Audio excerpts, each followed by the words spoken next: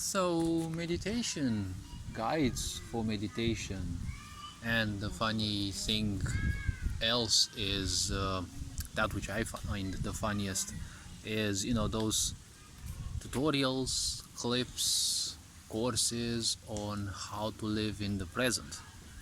See, all sorts of things regarding what lies beyond the mind can work well for people who are ignorant.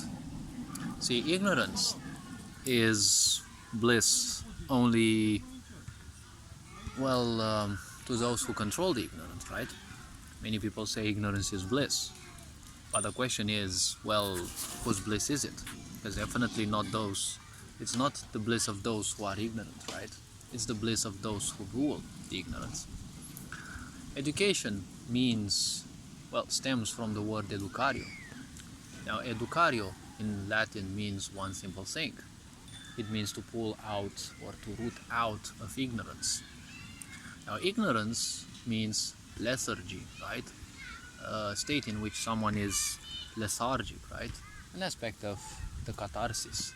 Now, when someone is in ignorance, they basically give up any connection to their senses, to their awareness, and whatever happens, they simply don't care.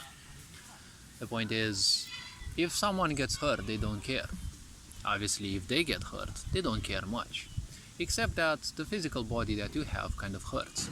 So that's probably the only reason why some people may get hurt, right? May get a bit more aware, right? Many people do piercings and the such, for example, because it doesn't hurt enough. But this is not the topic of the video, it's just an idea. Now, when it comes to ignorance, see, ignorance means that you give up all your power freely. It's like, there it is, I don't need it, and you put yourself there as a mold. Ignorant people are basically molds, right? Just like plastiline. They have a random shape or whatever, but they can be remodeled into anything. Similarly, an ignorant's mind, perception, emotions, and the such can easily be modeled. Why do you think schooling system kind of wants you to be ignorant? Because it turns you into a mold that corporations can further, shape and use. And, when you're a mold, you're much more complacent. So when you become a battery that fuels this sick system, you have very low chances of actually caring enough for yourself that you'll actually want to turn against the system. Now, turning against the system doesn't mean attacking it or, fighting against it. See, fighting against something is again something of ignorance, because when you fight against something, you're feeding it, right? When you feed something your energy, it basically has a certain control over you. Now, there are so many people who are frustrated in life, and at the same time, they are not knowledgeable of how their body works. And at the same time, funnily speaking, there are so many these fake gurus around, presenting you guides, YouTube meditations to listen. See, the reason why those YouTube meditations work is because they distract you.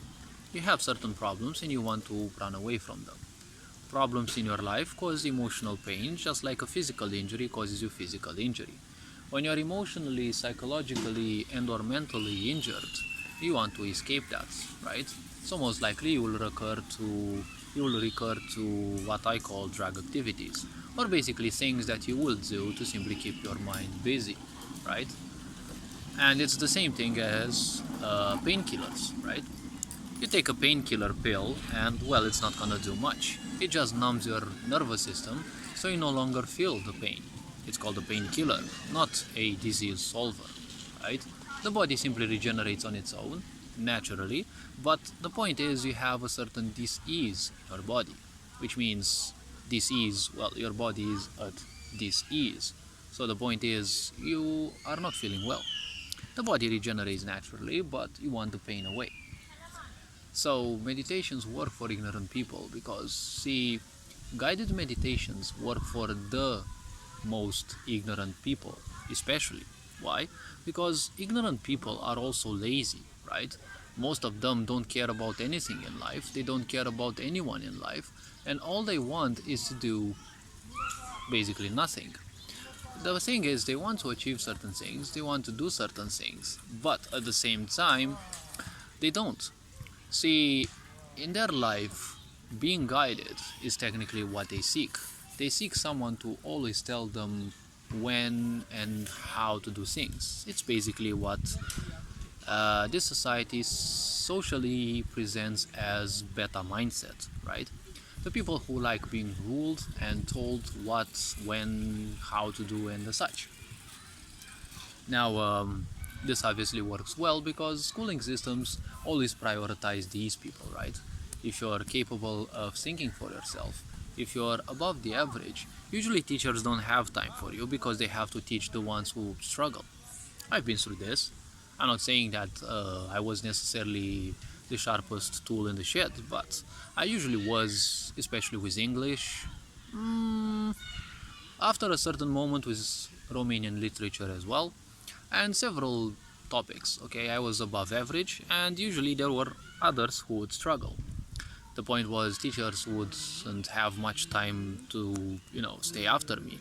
So the point was I would be left apart, right? And I would be given slightly less or much less attention. In such cases, the point is you'll kind of remain behind, because if you don't evolve, well, you're stagnant, and stagnancy is the same thing as ignorance, right? After all, never forget that school teaches you to be a savage and to hate your friends and the other children or students of your age or similar age or whatever. Age and gender don't matter. The point is, everyone in your group has to be hated by you if they get better grades than you, right? That's one thing that school teaches you. It teaches you to be stupidly competitive. Now, this competitiveness is good when it comes to survival, but when you're in school, you're too young to know things about survival. You shouldn't even be bothered with survival because basically you live the best life a human can live. You have a roof above your head, you have food served on your plate in most cases. Well, in families, who kind of at least take care a bit of their child, right? So you have some food. You might not have, an emotional and psychological haven. Obviously, there's very few families like this. But people, young ones have, literally everything they need: food, shelter, and such. So they shouldn't even think about survival and competition, right? There is emotional competition when there's more siblings and, they're competing in their little mindset for the love of their parents.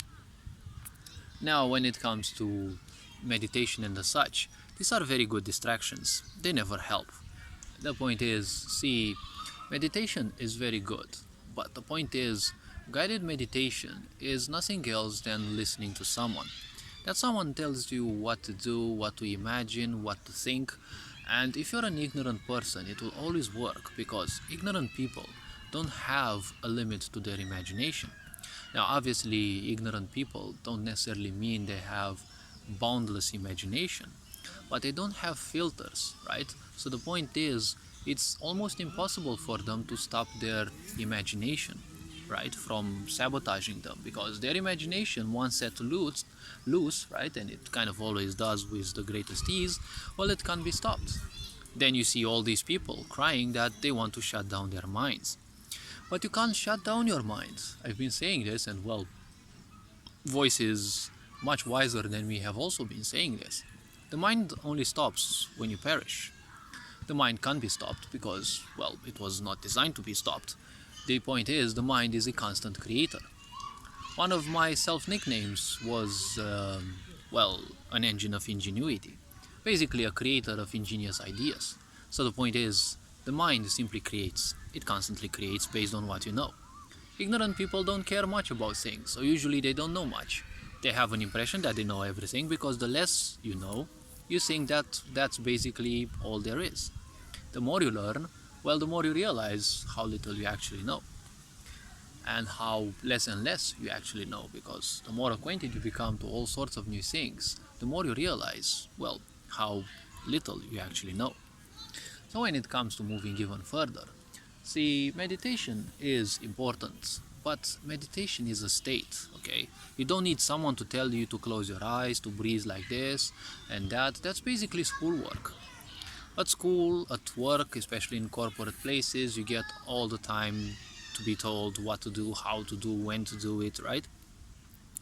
And if you take a skeptical being like me, you can't talk them into something new with great ease, right? It always takes a lot of effort to convince a skeptical being of someone or something, right? Especially when it comes to, let's say, otherworldly beings and the such, right? When it comes to people whose imagination doesn't have any filters, you can speak about dragons to them, they already imagine them. If you explain them vividly enough, they are already alive and vivid in those minds. This is dangerous to them because their imagination not having any filters, anyone can easily fool them. Oh, and believe me, there's a lot of people out there who will sell you meditations and things. They will lie and cheat to you about the flow of distraction, as I call it. Well, they call it the law of attraction, but see, the law of attraction doesn't function by constantly thinking about a certain thing. To acquire a certain thing, one needs to have a certain mindset, and a meditative mindset is always the best thing to go. See, meditation is something that has to take place automatically, okay? It's something that needs to take care by default, okay? So by default, it needs to be without any effort, because you don't need effort to meditate, right? And see, there is a triple perception that is kind of cuckoo in people's awarenesses, because we have, especially we Westerners, have allowed our imagination to take the hold of science and the such. And we've been imagining so many things, and now we take them as real. See, people tell to you how to be meditative and how to be in the present moment. See, if you are meditative, you're automatically in the present moment because you can't be otherwise. Now, at the same time, I've always said one thing. The past is for, regrets, and the future is for worrying, right? Regrets belong still to the present, right? And worrying also belongs to the present. Because if you think, well, let's say logically, for at least a bit, you'll realize that you can only live in the present, right? While some situation in the past, let's say it can be lifetimes ago, or it can be several years or several months, several days ago, it doesn't matter necessarily temporarily when it happened, you can still suffer from it. Don't forget that you are born out of parents, right? And these parents have ancestral karma. You also have your own karma when you came into this world. And your karma is what basically attracted you to those parents before you were born. So now that you have so much karma on your back, all those events that your ancestors did will keep creeping back into your awareness again and again, especially the more ignorant you become. When you become meditative, you become more aware of these things. But when you're meditative, you can't allow them naturally to simply affect you because you're meditative. You're one with everything that goes through your mind. You hate someone for having done something 10 years ago, and you still hate them and you still suffer from that because of that. Well, the point is, when you're meditative, you're just looking at the event, and you simply, the logical side is simply put down, right? It is put aside, and now you're technically viewing the events with less and less emotional attachment. You're basically allowing those attachments of emotional, psychological nature and such to simply be sifted through. You're not doing anything active. That's the point. That's what meditation actually is. You're not doing anything active. You're allowing energies and everything to simply go through. But in order to be meditative, you need to detach yourself from the mind and from the attachment of the idea that, well, towards the idea that you are this body or you are this mind. No, these are just tools you're making use of. Okay, if they were yours, you would take them with you after you die. You will take only your karma with you. And the karma is basically the imprint of what you have done in this life, right? Karma also dissipates naturally, but the point is, you will take most of it, because especially if you are ignorant, you'll be thinking constantly, wasting energies on all sorts of thoughts, conflicts and the such. All these little karmas add on. As I said, take care what you do, because the more you do it, you become better at it. So if you shit talk yourself, beware of becoming actually good at it, right? So, past and future.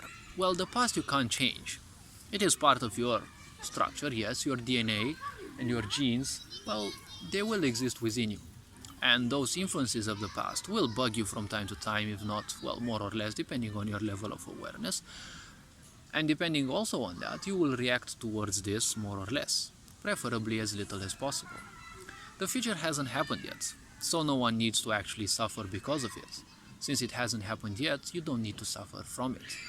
Obviously, there are all sorts of emotions and expectations, but that's a problem. Expectation is the root of all suffering, as I kind of say. Well, most sufferings. But at the same time, when you suffer about something that happened in the past, your suffering is still in the present, right? Because if your suffering was in the past, well, the point is you wouldn't be suffering from it, right? Maybe you got left by someone, you call them your ex right now, you don't take that into account anymore, it has no more importance to you, that belongs to the past. It is a memory, and obviously in the present moment it may still creep in your mind, but you're not actively giving it any energy. Remember, as I said in a previous video, no thought or emotion within you can function without you giving you a bit of your energy, right? Because it is exactly like processes inside a computer. They need resources to function. If they don't get resources, you get a bottleneck, right? You get a freeze or something like that. The same is with the mind. All sorts of things, ideas may creep up. You may have forgotten that you have intercepted them, or you have taken them unconsciously from other people, you have heard about them, or someone spoke them around and suddenly you feel that you hate something which, well, normally you don't, but you heard someone say something bad about that. Obviously you forgot it because 99% of the information we gather usually is discarded by the brain, right? So when it comes to the present, you're already living in the present, right? Your heartbeat is beating in the present. Obviously, it's also beat in the past, because if it didn't, you wouldn't be alive right now. But everything that's happening is happening right now in the present.